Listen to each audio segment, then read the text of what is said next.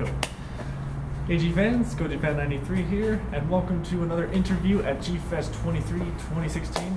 I'm here with John Bruni, also known as Goji1993. Thank you for taking the time. Not a problem. Thank Awesome. you for inviting me. Alright, so I got 10 questions for you, and the first question I asked all the people that I interview, and is, what is your favorite Godzilla movie? My favorite one, now do you mean altogether or like from a particular era? Altogether, what, like the number one Godzilla movie?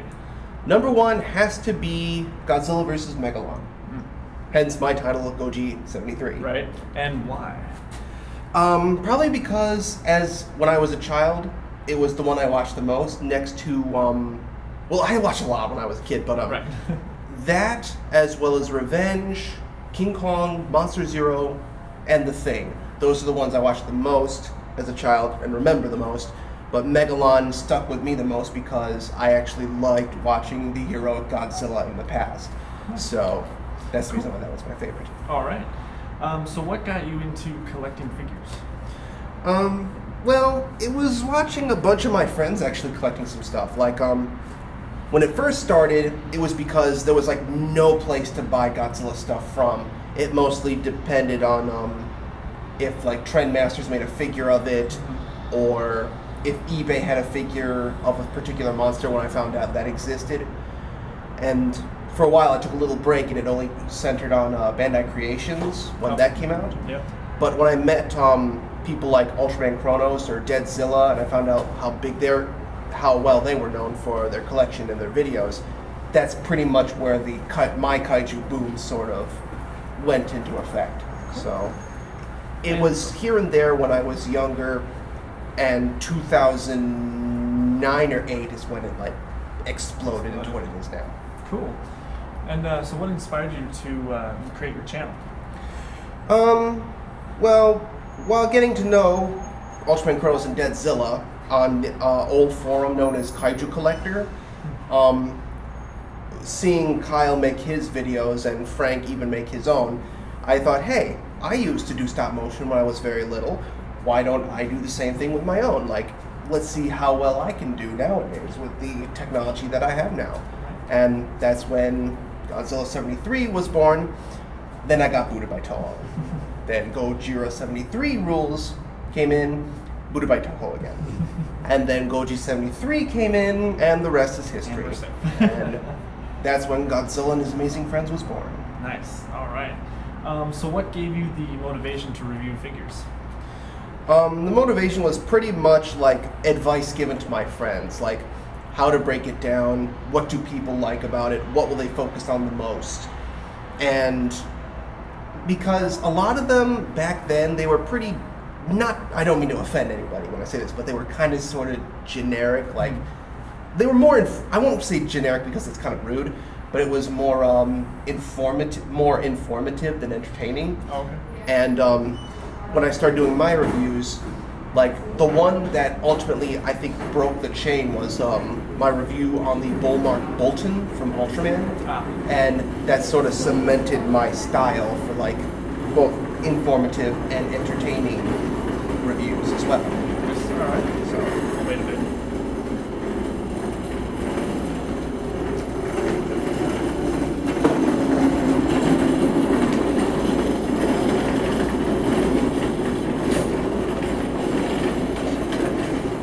Good B-roll footage.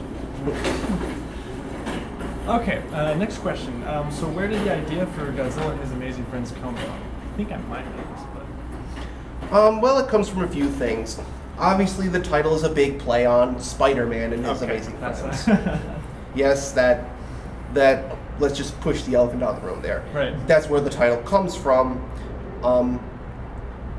And it's pretty much my take on how a heroic Godzilla would be viewed from my perspective. Like, kind of like the best way to view it is kind of like the Land Before Time sequels without the breaking into song randomly. Ah, okay. But the idea of it came from, like, again, watching Frank and Kyle do their thing, and because I noticed everybody and their grandmothers nowadays focuses on the grim, dark era of Godzilla, like the atomic bombs, the Heisei era and all that. I kind of sort of felt like the fandom was sort of empty without any sort of show of goodness, because show is fun, Godzilla was a good guy, and why don't I take a stab at this? See if people really like the Showa films, or is it always just going to be this grimdark era we're always going to live in? So that's sort of like why I made a more lighter and softer series centered around Godzilla. So, all right, that's where that comes from. So how long does it take to create one episode?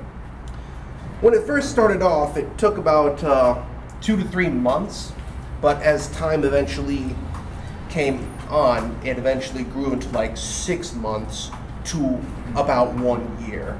That's because of how much work I wanted to go into stylizing characters to do the action that the normal figures that portray them can't do, as well as just to put the entire project together in a advanced video editing software.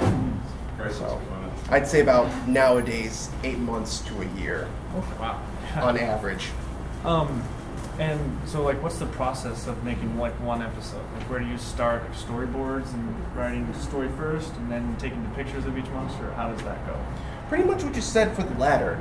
It starts off with writing out the episode, like the actions that go on. Normally, I would do storyboards, and that'd be a great idea. But unfortunately, it's too time-consuming. Yeah. And that would only make the episode take longer to make. So I write it out, then I photo take it. Then I edit each and every single photo in Photoshop, and then once all those are done, and by the way, the Photoshopping phase is the longest one of the 4. I believe it would. And the 4th and final phase is the editing phase. That's when I put it together in Sony Vegas, for instance. Nice. Yep. All right. Any plans on improving the series from here?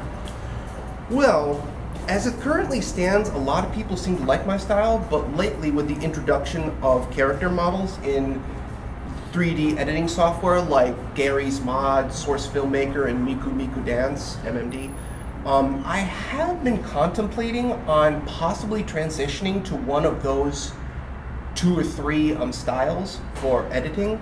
Mostly Miku Miku Dance, because it seems the simplest of the 3. Yeah. But it all depends on, because Season 2 is pretty much 90 or 80% written, it all depends on if the monsters that I have planned for Season 2 ever get made into a model for the program, and if anybody would be willing to make that for me, and I haven't been able to talk to anybody, because a lot of people who make that, they don't take requests. So. Yeah, there are a lot of... As it stands, it's... Oh, do you want to say? Oh, no, you're good. Oh, but so as it stands, it's still in stop motion animation as of yet, but in the event that somebody can make 3D models of certain monsters, that'd be great, and it'd be all the more reason for me to make the transition in the future. Would you be worried, that's kind of like a bonus question, would you be worried of like any backlash from people who would not like a transition? Kind of, sort of, yes and no. No, because a lot of fans really like my fans really like Godzilla, and the last time I tried something new, they didn't take too kindly to it. Kaiju Shy Dub.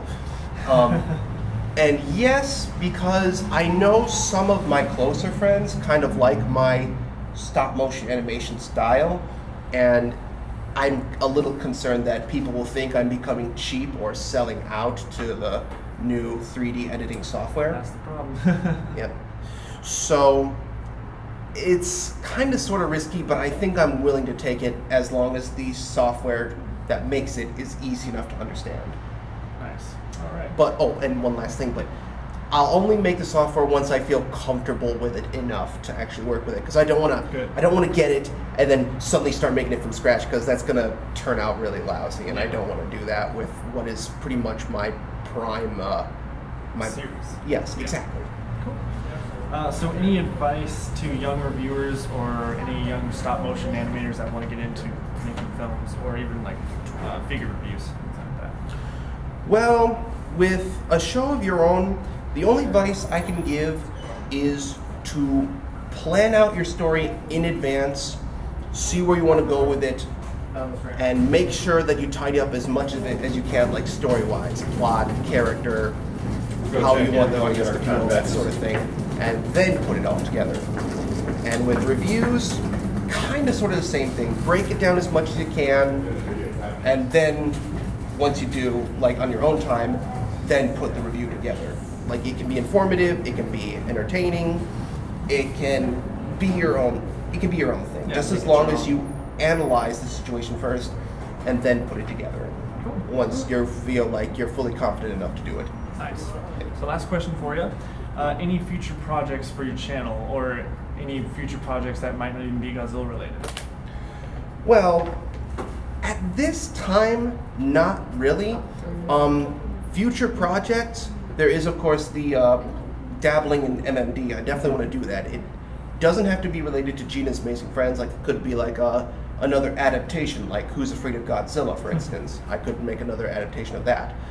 Other content, I don't have anything at this time, or at least I don't that would make people flip their lids. Right.